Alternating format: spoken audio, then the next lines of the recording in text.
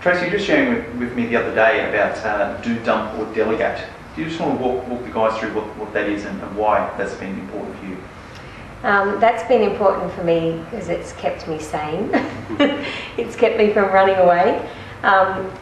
Yale's taught me all the way along that I need to get things out of my head and down onto paper. And for some reason, I still struggle with that. I seem to try and sort things out while they're up in my head. So this particular week, or it had actually been a fortnight, Yale and I meet together each week, but I'd had a particularly hard fortnight.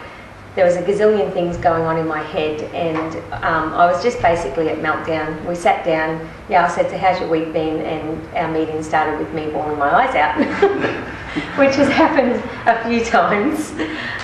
So Yale sat patiently while I bawled my eyes out.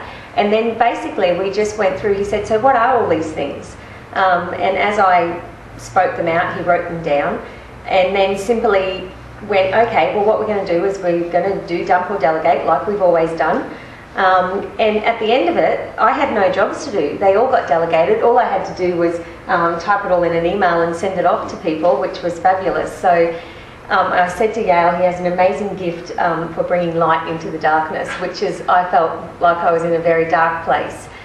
So just having someone, that's just been invaluable to me. Yep. Having someone that can just, you know, they're not emotionally involved, and they can see the big picture and basically just get it all down on paper and say, well, there you go. Yeah. I did feel rather silly at the end, but I also felt very good. So Yale, you just want to talk us through, so that's about, I guess, because a cafe owner is going to be very stressed and very busy at times, and it's getting it down. Can you just walk us through what do, dump or delegate? Yeah, so when we take on a project, one of the first things we do after the scope of the process is we just say, like, what's on your head? We want you to list everything that you want to do, would like to do, should do, could do, can't do, need to do, and just put it on a list. The old-fashioned to-do list.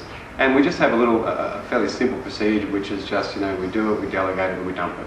So once that's done, we then prioritise. We might need to add some dates there, so there might be some time-specific tasks that need to be achieved, and we also prioritise their urgency, are they high level, medium level, or low level.